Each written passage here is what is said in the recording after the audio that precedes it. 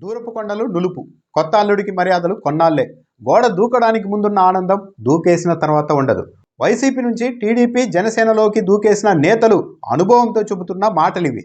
ఎన్నికలకు ముందు టీడీపీ జనసేనలోనికి దూకిన నేతలకు అక్కడ కాసింత మర్యాద దక్కుతున్నా ఎన్నికల తర్వాత గోడ దూకిన వారి పరిస్థితి మాత్రం పూర్తి భిన్నంగా ఉంది. అవతలి వైపు ఏదో ఉంటుందని గోడ దూకేస్తే తీరా వెళ్ళి బురదలో పడ్డట్టుగా ఉందని నేతలు వాపోతున్నారు. ఏదైనా ఫంక్షన్లో పాత వైసీపీ మిత్రులు ఎదురుపడినప్పుడు గోడ దూకిన నేతలు తమ వేదన వెళ్ళబోసుకుంటున్నారు. అన్న మీరు మాత్రం మేం చేసిన తప్పు చేయొద్దు, ఇటువైపు రావద్దు, అలాంటి ఆలోచన చేయవద్దు అంటూ ఆత్మీయంగా సలహా ఇస్తున్నారు. కనీసం వైసీపీలో ఉంటే అక్కడ మనకు స్థానబలమైన ఉంటుంది, సీనియారిటీ, అనుభవం, తొలి నుంచి ఉన్నామన్న అంశాలను చూపెట్టి పార్టీని బెదిరించే అవకాశమైనా అక్కడ ఉండేది.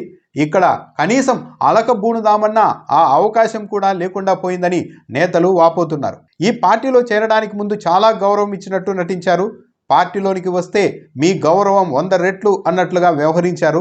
తీరా ఒక్కసారి పార్టీలో చేరిన తర్వాత మా పరిస్థితి తిరునాళ్ళల్లో తప్పిపోయిన తిక్కలోడిలా తయారైందని ఒక జంపింగ్ నేత వాపోయాడు. నా దగ్గర డబ్బులున్నాయి, మనుషులున్నారు, ఒక్క ఛాన్స్ ఇవ్వండి, నా ప్రతాపం ఏంటో చూపిస్తా అని మేయర్, డిప్యూటీ మేయర్ల ఉప ఎన్నికల సందర్భంగా ఒక నేత విజ్ఞప్తి చేయగా జనసేన పెద్దలు నీ బల ప్రదర్శన అవసరం లేదులే అని చెప్పేశారని మరో నేత బాధపడుతున్నారు.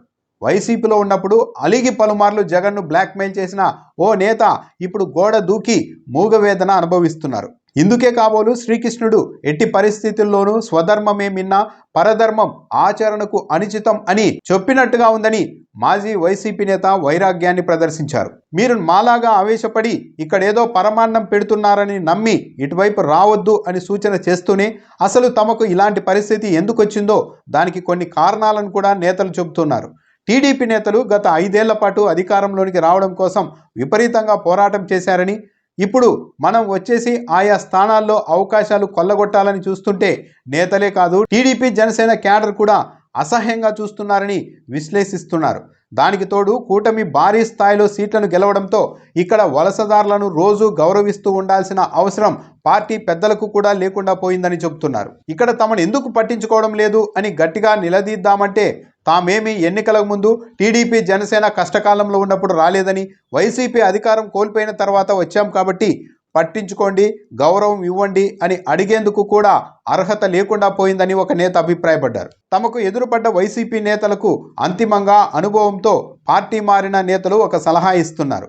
ఉంటే వైసీపీలో ఉండండి, లేదంటే వెళ్ళి వ్యాపారమో వ్యవసాయమో చేసుకోండి, అంతేగాని ఇటువైపు తలపెట్టి కూడా నిద్రపోవద్దని ఆత్మీయంగా సలహా ఇస్తున్నారు. అసలు టీడీపీ జనసేన వాళ్ళ మనసులో మన గురించి ఏముందో కానీ పార్టీ మారి వచ్చిన తర్వాత మాకే మేం వీళ్ళ వాళ్ళం కాదేమో, అందుకే పట్టించుకోవడం లేదేమో, మేం వాలిన గూడు మనది కాదేమో అన్న భావన మాకే అంతర్గతంగా పదే పదే కలుగుతూ వేదన మిగులుస్తోందని పార్టీలు మారిన నేతలు వాపోతున్నారు. ఆల్రెడీ పార్టీ మారి కూటమి వైపు వెళ్ళిన నేతల వేదన చూసిన తర్వాత అలాంటి ఆలోచన చేస్తూ లెక్కలేసుకుంటూ ఇప్పటివరకు ఆగిన వైసీపీ నేతలు అమ్మో జర ఉంటే గోడ దూకి చచ్చేవాళ్ళం అనుకుంటూ ఖుషి అవుతున్నారు.